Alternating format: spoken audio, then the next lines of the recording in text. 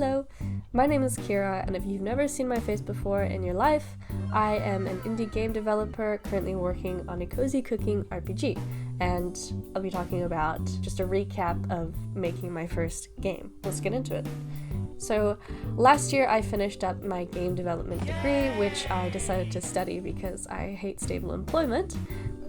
And what followed was, unsurprisingly, a stretch of unemployment, doing side hustles and whatnot to occupy time and just live. But in my final year of university, I had worked on a little game for my final year project, which I used to apply to a local funding grant and ended up getting. So that was in about October, and we've been in development for about a couple months then. Which brings me more to my video title. For the past couple of months, I've been working on a cozy cooking RPG where you go on an adventure to save your grandma from an evil sea serpent using the power of cooking. So the game itself is split between a top-down view and cooking encounters. It's kind of like the bones of a JRPG, but instead of combat, it's kind of like a cooking sim where you cook to what the character wants and you're trying to satisfy them, basically. There is a twist, however. The area you're exploring in the top-down view will be the spirit world, inspired by Korean mythology, and the dishes you cook will mainly be Korean. So why the Korean twist? I'm not sure how obvious it is, but I am half Korean, and going back to my game development degree, one of my final projects, the one this game actually originated from, was called A Self-Portrait of You as a Game Developer. And for me personally, I really like cozy games, cooking in games, food, and I saw the project as an opportunity to honor my culture and my late grandparents. It just so happened that I also ended up using that project for my final year project, which was making a demo for the game, and then I used it to apply to this funding grant, so now I'm working on it, which is really cool. I've got some short form videos which are kind of like a minute long that go more into some of the intentional game design stuff and like why I chose to do the spirit world or what this game's about at its core, which is kind of like themes of food and family.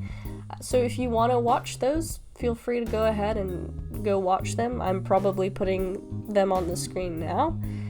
A TLDR version without having to watch those videos, though, is for the narrative themes. You're exploring the spirit world while trying to also relate and connect to your identity and culture.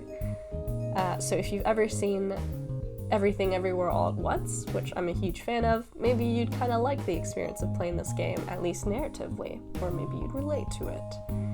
Now that I've given you kind of the necessary lore, let me fill you in on the actual practical game development, aka what the heck I have been doing. Milestone 1. So, we just finished our first milestone, and by we, I am prefacing that I am not a solo dev. I have a few lovely people helping me out with coding, art, and also mentoring me in production and game design, just steering me in the right direction. As they say, it takes a village. Now, it is still a very small team, and a lot of people do a lot of things, which is as such with indie dev.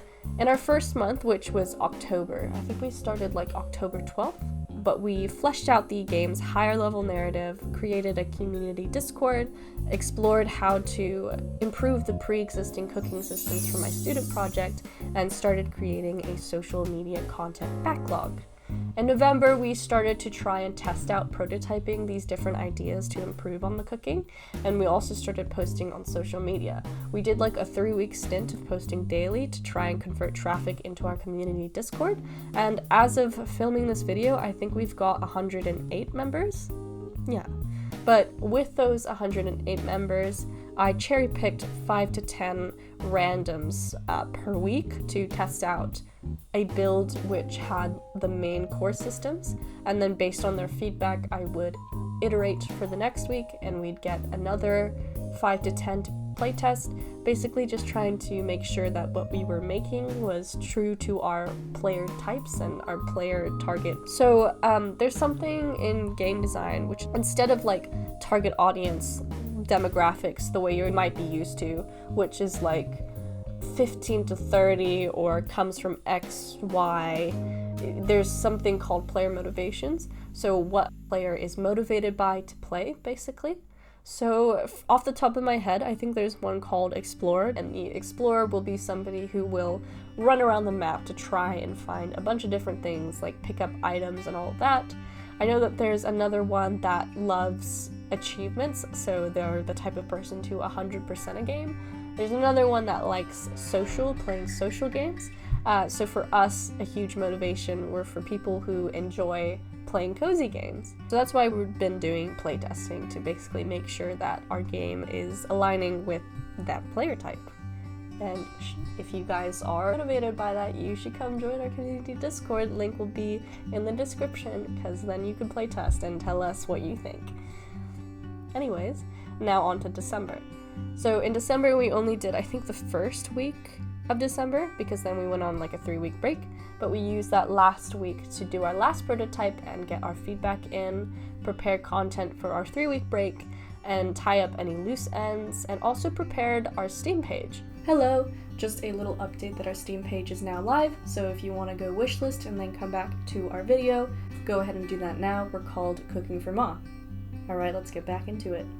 So for this milestone, which is milestone 2, we will just be expanding on all the feedback we compiled from our first milestone and trying to extend it into a demo. So by the end of milestone 2, we will hopefully have a demo that we will be putting up on Steam so that people can try it out for free and give us feedback.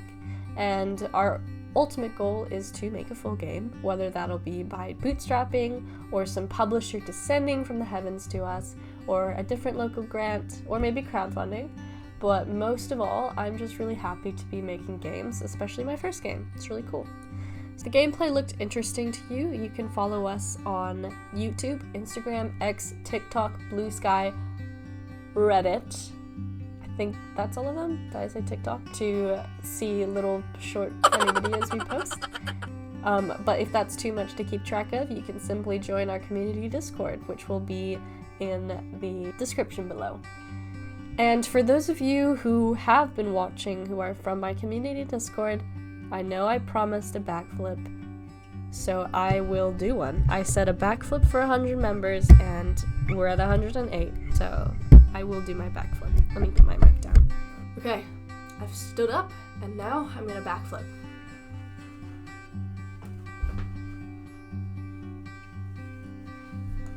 Thank you for watching. Thanks for watching, guys. If you want another backflip, a double backflip, get me to 200. Let's go in that community Discord. Thank you so much.